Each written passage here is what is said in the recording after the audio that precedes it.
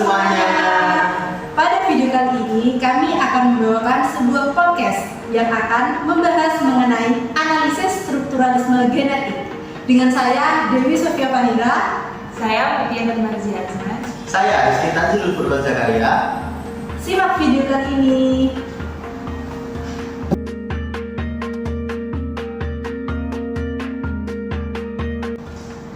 Nah, teman-teman, sebelum kita masuk pada inti pada video kali ini, kita di sini akan membahas judul novel yang cukup terkenal di Indonesia, yaitu judul novelnya apa?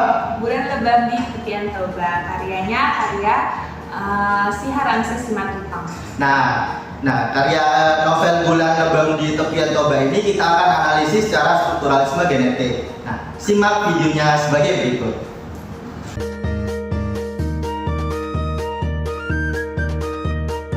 Oke, jadi novel berjudul Bulan Lebam di Tepian Toba ini merupakan novel yang ditulis secara singkat.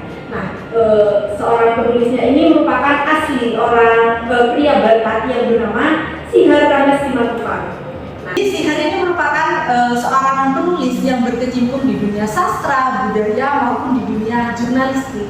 Nah, Sihar ini merupakan seorang penulis yang telah menghasilkan sebuah karya sastra dapat berupa antologi puisi, antologi cerpen maupun novel, apalagi dan terutama novel yang akan kita bahas pada kali ini. Nah, kita kan sudah mengetahui biografi dari novel tersebut. Kita sekarang memasuki ke dalam alur cerita dari novel tersebut. Mungkin Mbak Mutia bisa menjelaskan mengenai hal tersebut. Jadi di awal novel ini tuh menceritakan tentang kegelisahan seorang Datu. Datu ini tuh kayak ketua di masyarakat Batak sendiri. Jadi Datu ini tuh dia tuh khawatir akan perubahan yang ada di masyarakat Batak. Karena kan masyarakat Batak ini kan terkenal kayak judi, alkohol, kekerasan. Nah, Datu tuh khawatir di situ.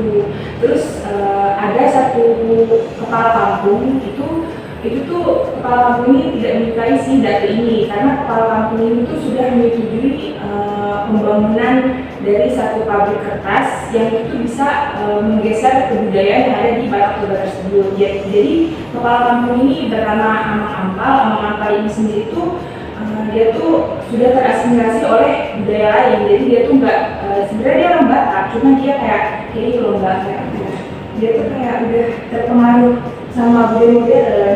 Jadi udah terpengaruh dengan budaya modern. Dia tuh Indomas, dia tuh kayak pemimpin biasanya gitu. Dia tuh kayak ini apa, jadi dia kayak kalau nggak apa-apa bangun pabrik kertas di sini gitu. Padahal masyarakat di sekitar situ tuh kayak nggak setuju gitu dari pembangunan pabrik itu karena pabrik itu sendiri kan jadi kayak merusak budaya mereka, merusak alam mereka gitu sebenarnya. Nah, kan barusan itu Mbak Mutia sudah menjelaskan tentang alurnya di dalam cerita tersebut. Nah, di sini tuh saya sedikit bingung. Siapa sih tokoh di dalam novel ini tuh?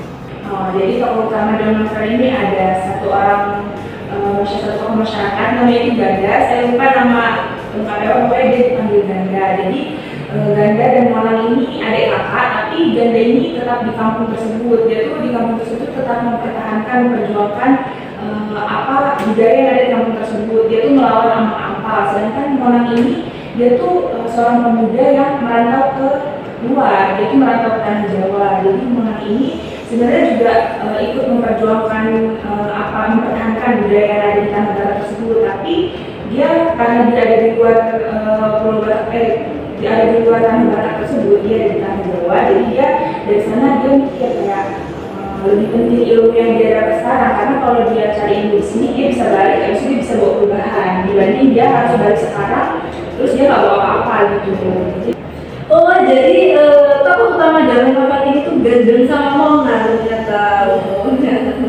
Mungkin selanjutnya yakni kita akan membahas metode yang digunakan dalam menganalisis novel tersebut. Mungkin Mas Tanjiro bisa menjelaskan nih.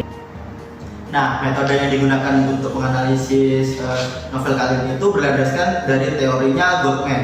Nah, Gottman ini menawarkan teori strukturalisme genetik sebagai upaya penolakan terhadap pendekatan strukturalisme murni. Nah, Gottman ini juga berpendapat bahwa jika karya sastra itu bukanlah struktur tanpa arti. Nah, karya merupakan sebuah respon ya dari seorang pengarang dalam menghadapi perubahan realitas dan merepresentasikannya di dalam ideologi kelas sosialnya. Nah, oleh karena itu strukturalisme genetik ini tuh bisa dianggap sebagai gabungan antara pendekatan struktural dan juga pendekatan Marxis. Nah, Lucien Goldman ini juga merupakan tokoh yang mengembangkan pendekatan strukturalisme genetik. Nah, Goldman ini mengklasifikasikan karya sastra dalam dua sudut pandang. Sudut pandang yang pertama itu adalah pemosisian karya sastra sebagai ekspresi pandangan dunia secara ekspresi, dan yang kedua adalah pemosisian karya sastra sebagai sudut pandang dunia yang secara imajiner. Nah, sudut pandang kedua itu memiliki posisi untuk memposisikan karya sastra itu sebagai artikulasi. Nah, artikulasi ini tuh adalah sebuah pandangan dunia pengarang dengan penciptaan tokoh, objek, dan relasi-relasi imajiner yang ada di dalam karya sastra tersebut. Nah, hubungan-hubungan ini tuh yang terbangun di dalam realitas imajiner itu memungkinkan pengarang untuk memberikan penawaran pandangan dunianya. Nah, pandangan inilah yang akhirnya tuh mendasari penciptaan sebuah narasi di dalam karya sastra. Mungkin seperti itu. Nah, yang saya kurang tahu dari analisisnya Goldman ini tuh mungkin adalah hubungannya terhadap dari novel yang kita bahas tadi itu. Nah, mungkin mbak-mbaknya ini ada yang bisa menjawabnya. Nah, jadi hasil analisis yang terdapat dalam novel tersebut ini ada dua yang dapat kita temukan, yakni analisis fakta kemanusiaan dan yang kedua ini subjek kolektif. Namun menurut Goldman ini sebenarnya ada lima prinsip ya. Jadi yang pertama ada fakta kemanusiaan, subjek kolektif, pandangan dunia, interpendensi, dan yang terakhir itu metode dialektika. Namun setelah kita menganalisis novel ini hanya terdapat dua yang ada di dalam novel tersebut. Oh, jadi yang terkandung dalam novel tersebut itu cuma dua ya, Mbak ya? Ya, terus jadi analisis fakta kemanusiaan tadi dan yang kedua ini subjek kolektif seperti itu, Mas. Sini udah. Mungkin bisa dijelaskan lebih lanjut gitu. Baik, jadi yang pertama ini kan ada hasil analisis fakta kemanusiaan. Jadi fakta kemanusiaan sendiri itu merupakan segala bentuk aktivitas verbal maupun fisik yang berusaha dipahami oleh ilmu pengetahuan. Nah, jadi fakta kemanusiaan ini harus dikaitkan dengan subjek seperti individu, tokoh maupun pengarang. Jadi yang terus berupaya untuk membangun keseimbangan antara dirinya dan sesuatu yang ada di luar dirinya. Nah, fakta kemanusiaan ini dipahami sebagai serangkaian aktivitas ekonomi, sosial, politik maupun budaya untuk menjelaskan upaya keselarasan antara yang lama dan dengan yang baru. Dengan kata lain, fakta kemanusiaan ini merupakan proses subjek untuk beradaptasi dengan dunianya. Nah, hal tersebut itu menurut Goldman pada tahun 1977 halaman 35. Nah, oleh karena itu, fakta kemanusiaan di sini itu akan difokuskan pada aktivitas sosial maupun aktivitas politik hingga cara para tokoh beradaptasi ataupun merespon sebuah perubahan yang terjadi di sekitarnya. Seperti itu, Nah, jadi fakta kemanusiaan tadi itu dibagi lagi nih jadi dua, yaitu yang pertama ada fakta kemanusiaan aktivitas sosial dengan fakta kemanusiaan aktivitas politik. Mungkin teman-teman bisa. Itu saya tahu Mbak mengenai fakta kemanusiaan aktivitas sosial, dan yang kedua itu tadi apa? Fakta kemanusiaan aktivitas politik. Nah, itu saya mengetahui Mbak. Nah, fakta kemanusiaan aktivitas sosial ini itu mungkin adalah fakta kemanusiaan yang merujuk pada suatu aspek-aspek dari pengalaman manusia yang mungkin diabaikan atau diapresiasi oleh masyarakat atau pemerintah yang berkuasa. Nah, dalam pernyataan Goldman dan Marcus yang pernah berargumen itu, masyarakat seringkali itu terjebak dalam pemikiran yang terkurung dalam norma-norma sosial dan ideologi yang ada, sehingga tidak mempertimbangkan atau tidak mempertimbangkan atau bahkan mengabaikan fakta-fakta kemanusiaan yang lebih besar seperti itu ketidaksetaraan, penindasan, dan ketidakadilan sosial. Nah, aktivitas sosial ini dalam konteks tersebut dapat menjadi sebuah sarana untuk membuka mata masyarakat terhadap fakta-fakta kemanusiaan yang tersembunyi ataupun diabaikan. Nah, aktivitas sosial ini dapat mencakup sebuah protes, gerakan sosial, pendidikan politik, kampanye, dan lain-lainnya. Nah, ini tuh menjadi sebuah pemahaman umum tentang sebuah konsep kemanusiaan dalam aktivitas sosial. Dalam kutip. Nah, untuk selanjutnya itu fakta kemanusiaan. Tadi apa? Fakta kemanusiaan. Aktivitas politik ya. Dalam fakta kemanusiaan aktivitas politik itu mungkin dapat diinterpretasikan sebagai sebuah gagasan dalam dalam sastra itu dapat berperan sebagai alat untuk memahami, menggambarkan ataupun mempengaruhi semua aspek-aspek kemanusiaan dalam konteks politik. Nah, sastra itu seringkali digunakan untuk menyelidiki isu-isu sosial, politik, dan juga kemanusiaan dalam karya-karya fiksi dan juga non-fiksi. Nah, beberapa caranya itu seperti penggambaran konflik sosial dan politik, terus ada pemahaman perspektif yang beragam, terus kritik terhadap kekuasaan, perlawanan dan aktivisme, dan juga lainnya juga. Jadi banyak ya. Iya, jadi itu banyak di dalam di dalam fakta kemanusiaan aktivitas politik. Dan saya kurang pahami selanjutnya itu mungkin adalah kedua fakta ini yang dikaitkan di dalam novel tersebut, Mbak. Mungkin maksudnya kayak gini nggak sih? Jadi mungkin ya Pak, pengarang itu mungkin mau menggambarkan era reformasi, karena kan dari latar waktu di novel itu kan era reformasi tahun 1998. Iya. Nah, jadi kan di era reformasi itu seperti yang kita tahu kan, di sana kan ada demonstrasi besar-besaran kayak yang tragedi 1998 itu kan besar banget kan. Iya. Nah, terus mungkin di novel itu pengarang itu menceritakan, karena kan di novel ini tokoh Ganda itu kan dia berkonflik juga dengan cara kan dia berjudi, terus dia kalah judi, tanah adat dia diambil dan tanah adat itu dijual, terus habis itu mau dibikin pabrik kertas. Nah, di pabrik kertas terus kepala di situ tadi Amang si Abang Angkal ini tuh dia tuh pemimpin yang egois, dia tuh apa yang keuntungan dia sendiri aja, dia pengen apa dia untuk ya udah gitu. Nah, dia egois, dia tuh menyetujui membangun pabrik kertas, padahal itu merusak adat mereka, karena di Batak Toba sendiri itu tanah adat itu juga bisa tanah adat itu rumah di tanah adat itu dibangun hadap-hadapan, mereka itu sejajar dan di tanah-tanah itu dikosongkan, yaitu buat kayak jemur padi, pokoknya aktivitas mereka sehari-hari gitu. Kalau misalnya ada pembangunan pabrik kertas di situ udah pasti mengganggu dan itu kayak merusak tatanan rumah mereka yang emang dari awal tuh harus berhadapan dan itu harus satu marga dalam satu lingkup gitu. Terus di situ juga si tokoh Ganda ini dia berkonflik, dia mengajak masyarakat yang lain yang pikirannya itu belum terasimilasi oleh kepala kampung tadi, dia mengajak yang lain itu untuk demo menolak pembangunan pabrik kertas. Nah, demo itu rusuh, terus Ganda ini kebetulan dia gugur, dia mati di situ, dia meninggal gitu kan.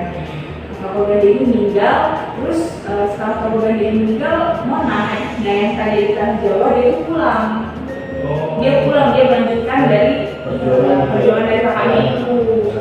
Nah, di situ terus mungkin itu kan fakta kemanusiaan aktivitas sosial kan ya jatuhnya. Terus dari situ juga Ganda ini melanjutkan Ganda ini kan punya istri sama anak. Nah, setelah pulang dia nggak cuma melanjutin perjalanan kakaknya, tapi dia juga nikah sama istrinya. Jadi ada turun ranjang di situ. Jadi kayak kemanusiaan budaya itu menurun. Ya, mereka kan di barat itu kan mereka masih ada turun ranjang kayak gitu. Dia melanjutkan kakaknya untuk berjuang kayak gitu. Jadi ya dia juga menikahi istri dari kakaknya. Kemungkinannya itu juga lebih pada. Iya, dia menanti walaupun dia udah keluar dari tanah Jawa, dia tetap kayak adat budaya dia masih pegang teguh gitu mas. Oh iya. Iya, jadi dia pas dia pulang dia masih pegang tubuh tapi dia itu udah berilmu. Di situ dari yang aku tangkap sih, dari yang aku tangkap ya itu fakta manusia yang ada di novel ini. Sebenarnya untuk fakta aktivitas politiknya itu bagaimana?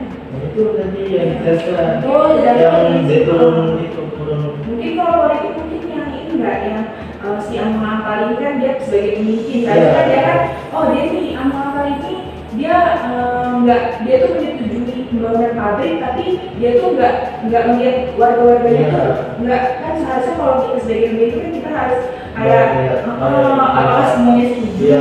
gitu dia enggak dia itu kayak cuma Mengambil keuntungan dia tindakan sendiri sendiri. habis itu ya warga-warga yang itu agak di ini sama dia akhirnya ada beberapa yang ikut dia nah itulah itu ya sesuatu.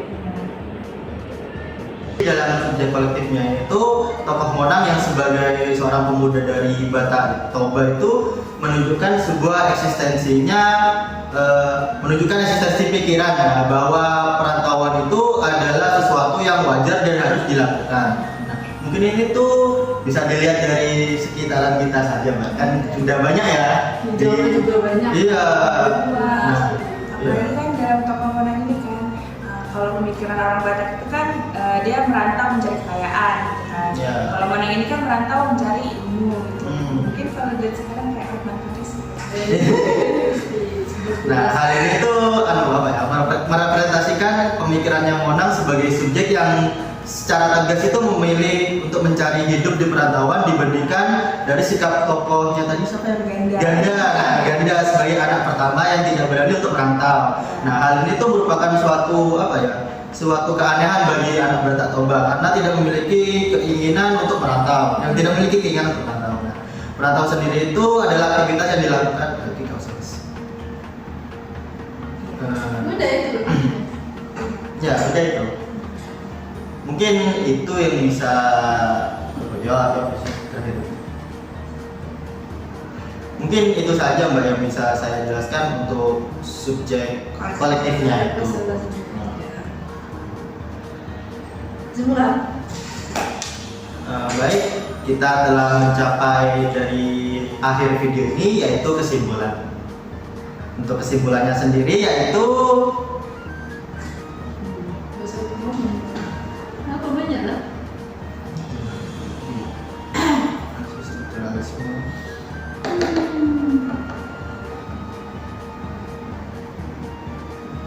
Ini aja wis.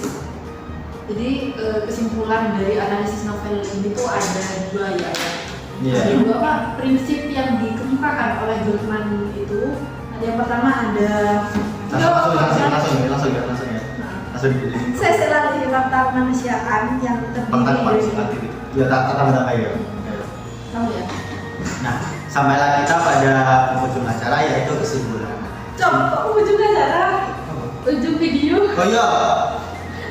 Nah, sampailah kita kepada di ujung video ini yaitu bagian kesimpulan. Nah, kesimpulannya itu analisis strukturalisme genetik itu dalam novel Bulan Lebam di Tepian Toba karya si Haramses Simatupang itu memiliki dua aspek kajiannya ya. Kajian yang pertama yaitu fakta kemanusiaan, yang kedua itu subjektif kolektif. Nah, fakta kemanusiaan dalam analisis strukturalisme genetik ini tuh diposisikan sebagai apa ya, sebuah respon terhadap realitas sosial yang terjadi ya, di dalam masyarakat.